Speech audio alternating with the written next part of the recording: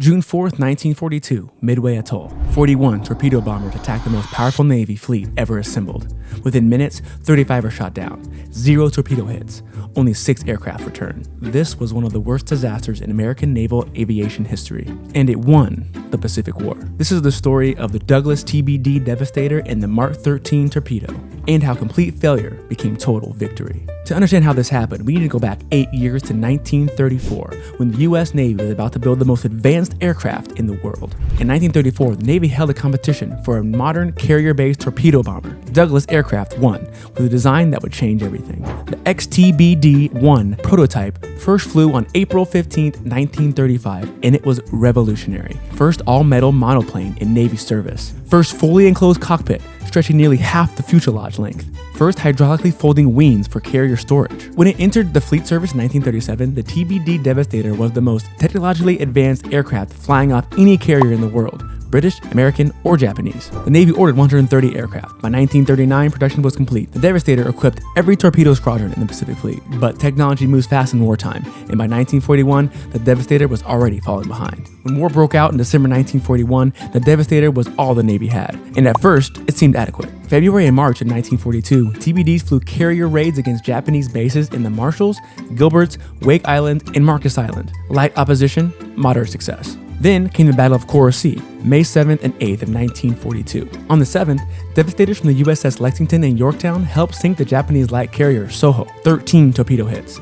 The ship went down in minutes. But the next day, attacking the fleet carrier Shokaku, everything went wrong. Of the 21 TBDs launched, 11 were shot down, and the survivors scored 0 hits. 0. The problem wasn't just the aircraft, it was also the weapon it carried, the Mark 13 aerial torpedo. The Mark 13 was supposed to be America's standard aerial torpedo, but it was a disaster. The weapon was fragile. Drops above 15 feet in altitude, torpedo damaged. Drops faster than 110 knots, torpedo damaged. Even perfect drops often failed. The torpedo would run too deep, missing the target entirely. Or the warhead wouldn't detonate. Or the guidance system would malfunction. This meant Devastator crews had to attack low, below 50 feet, slow, under 110 knots, straight and steady for the entire attack run. Against Japanese fighters and anti-aircraft fire, this was a death sentence. But Navy commanders didn't fully understand how bad the problem was. June 4th, 1942. 3 American carriers, the Hornet, Enterprise, and Yorktown. 3 torpedo squadrons, 41 Devastators. Their target, 4 Japanese fleet carriers. Torpedo Squadron 8 from the Hornet attacked first. 15 aircrafts, no fighter escort. They flew straight into a wall of Zeros and anti-aircraft fire. All 15 were shot down. 1 survivor, George Gay. He watched from the water as every single one of his squadron mates died. 0 torpedo hits. Torpedo Squadron 6 from Enterprise, 14 aircraft, 10 shot down. 0 hits. Torpedo Squadron 3 from Yorktown, 12 aircraft, 10 shot down. 0 hits. In less than 30 minutes, 35 Devastators were destroyed, 80 aircrew killed or missing, the worst loss ratio in American naval aviation history. Not a single torpedo found its target. But here's what no one understood at the time.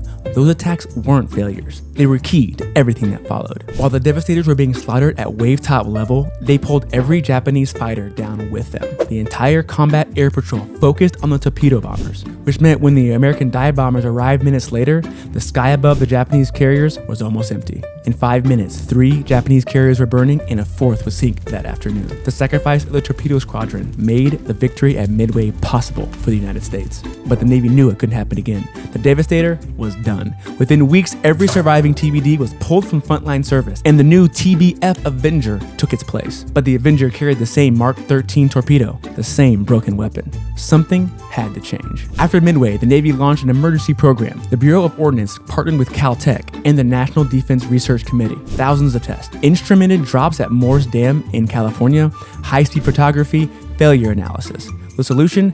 Drag rings on the nose to slow the torpedo in flight, a shroud ring and a box tail assembly to stabilize water entry, and dozens of reliability fixes. By mid-1944, the Mark 13 was transformed. Drop envelope expanded to hundreds of knots and much higher altitudes. Reliability skyrocketed. The weapon that failed Midway became one of the most effective ship killers of the war. Avengers armed with the redesigned Mark 13 sank hundreds of Japanese vessels in the final 2 years of the Pacific Campaign. The Douglas TBD Devastator flew its last combat mission on June 4th, 1942.